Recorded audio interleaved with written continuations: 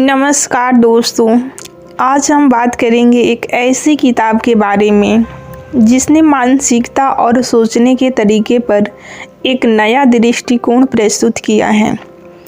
Mindset the new psychology of success किताब को लिखा है कैरोल डवेक ने।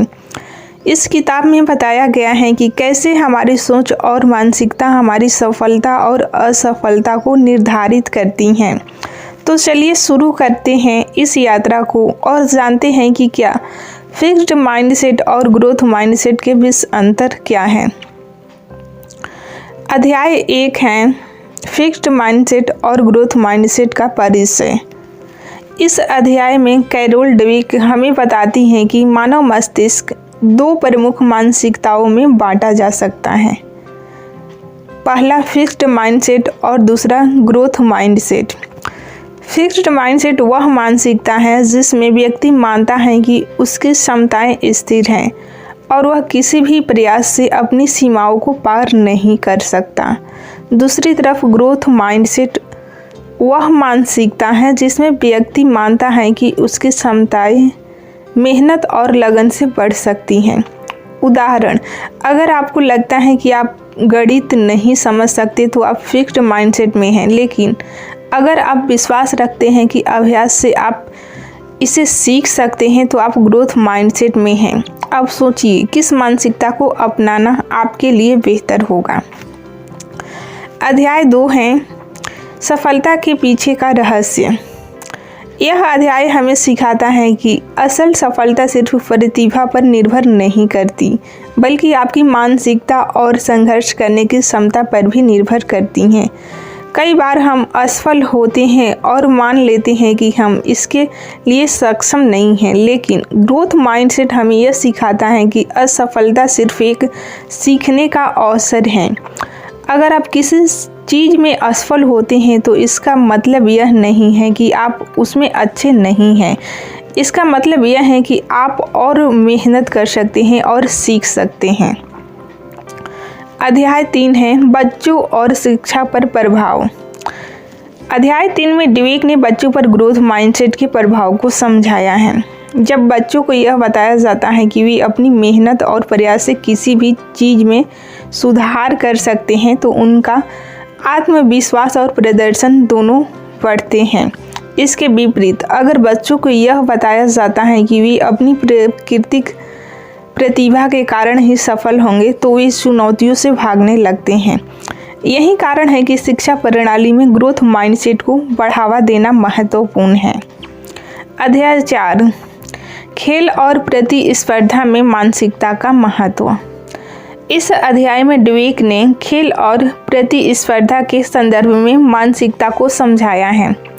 ग्रोथ माइंडसेट वाले खिलाड़ी हार को सीखने और सुधारने के एक मौके के रूप में देखते हैं, जबकि फिक्स्ड माइंडसेट वाले खिलाड़ी हार को एक व्यक्तिगत विफलता मानते हैं। इस अध्याय में कई प्रसिद्ध एथलीटों के उदाहरण दिए गए हैं जिन्होंने अपनी ग्रोथ माइंडसेट को अपनाया और कठिनाइयों के बावजूद सफलता प्राप्त की। अध्याय 5 है रिश्तों में मानसिकता का प्रभाव। कैरोल डवेक इस अध्याय में बताती हैं कि रिश्तों में भी मानसिकता का बहुत महत्व है। अगर आप अपने रिश्तों में सुधार के लिए खुद को बदलने का प्रयास करते हैं तो आप ग्रोथ माइंडसेट का पालन कर रहे हैं, लेकिन अगर आप यह मानते हैं कि आप जैसे हैं वैसे ही रहेंगे और आप अपने साथी को कभी नहीं बदल सकते तो आप फिक्स्ड माइंडसेट में हैं। इस मानसिकता को बदलने से रिश्ते में प्यार और समझ दोनों बढ़ते हैं। अध्याय 6 है काम और करियर में मानसिकता का प्रभाव। करियर और कामकाजी जीवन में भी मानसिकता का बहुत असर पड़ता है। ग्रोथ माइंडसेट वाले लोग अपने काम में चुनौतियों का स्वागत करते हैं और लगातार सीखने की कोशिश करते हैं, जबकि फिक्स्ड माइंडसेट वाले लोग सुरक्षा में रहना पसंद करते हैं और किसी भी बदलाव से डरते हैं। इस अध्याय में कैरोल डवेक ने बताया है कि किस तरह से ग्रोथ माइंडसेट आपकी करियर में सफलता के द्वार खोल सकता है।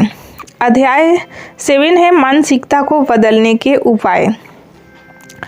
अब सवाल यह है कि हम अपनी मानसिकता को कैसे बदल सकते हैं। ड्वेक हमें बताती हैं कि मानसिकता को बदलने के लिए हमें अपने विचारों और आत्मविश्वास पर काम करना होगा। सबसे पहला कदम है अपनी असफलताओं को एक सीख के रूप में देखना, न कि विफलता के रूप में। दूसरा, हमेशा खुद को चुनौती देना और अपने कंफर्ट जोन से बाहर निकलना है। तीसरा, अपने प्रयासों और मेहनत को महत्व देना है, न कि सिर्फ प्रतिभा पर जोर देना है। दोस्तों, ये थी माइंडसेट किताब की संक्षिप्त समीक्षा। अब समय आ गया है कि हम अपने जीवन में ग्रोथ माइंडसेट को अपनाएं। अगर आप मानसिकता बदलने के लिए तैयार हैं तो जीवन में सफलताएं आपका स्वागत करेंगी। अगर आपको यह वीडियो पसंद आया हो तो कृपया लाइक और सब्सक्राइब करें और इसे अपने दोस्तों के साथ साझा अवश्य करें। धन्यवाद।